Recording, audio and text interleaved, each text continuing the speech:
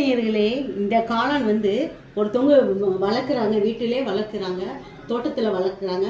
சிப்பி காளான். இந்த காளான் எனக்கு இன்னைக்கு இந்த காளான் வந்து கிஃப்டாக கொடுத்துருக்காங்க.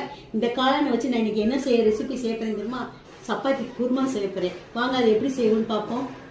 நம்மளுடைய சிப்பி காளான் குருமா செய்யறதுக்கு சிப்பி காளானை கட் பண்ணி வச்சிருக்கேன். பட்டர் பீஸு 2 உருளைக்கிழங்க கட் பண்ணி வச்சிருக்கேன். இதை பாருங்களேன், அரைக்கிறது இது குருமாவுக்கு தான். இது வெங்காயம் அரைக்கிறதுக்கு வந்து தேங்காய், பச்சை மிளகா, 4 வெள்ளைப்பூடு, 1 துண்டு இஞ்சி, 1 ஸ்பூன் சோம்பு, இதை எல்லாத்தையும் போட்டு குக்கரில் வந்து ஃபஸ்ட்டு சிப்பி காளானை போட்டுருவோம். காளானு நம்ம கட் பண்ணி வச்சுருக்க எல்லாத்தையும் இதில் போட்டுருவோம்.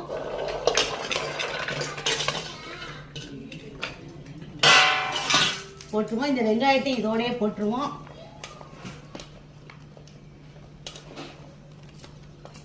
இதை போட்டு 1 ஸ்பூன் சோம்பு,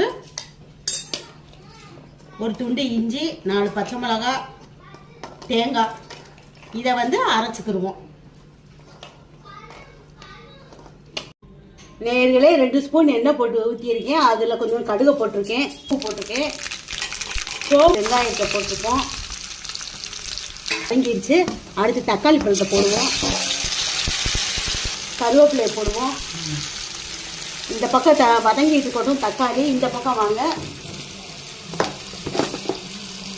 நம்ம அரைச்சி வச்சிருக்க தேங்காய் விழுதை போட்டுருவோம். 1 ஸ்பூன் மல்லிப்பொடி, தனி மல்லிப்பொடி போடுறேன். மஞ்சப்பொடி போடுறேன், தேவையான அளவுக்கு மஞ்சப்பொடி.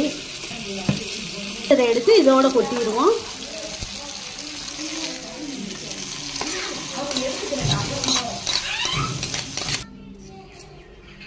அளவான உப்பு,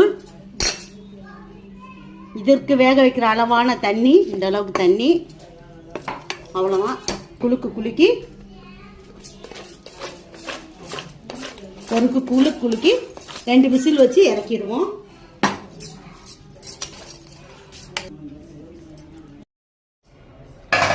நேர்களே, நம்மளுடைய சிப்பி காளான் ரெடி ஆயிடுச்சு. இது சப்பாத்தி பூரிக்கெல்லாம் சூப்பராக இருக்கும். நேர்களே, இந்த ரெசிபியை நீங்களும் செஞ்சு பாருங்க. செஞ்சு பார்த்து லைக் பண்ணுங்க, சப்ஸ்கிரைப் பண்ணுங்க, ஷேர் பண்ணுங்க. நன்றி, வணக்கம். நெக்ஸ்ட் வீடியோவில் சந்திப்போம். Bye bye.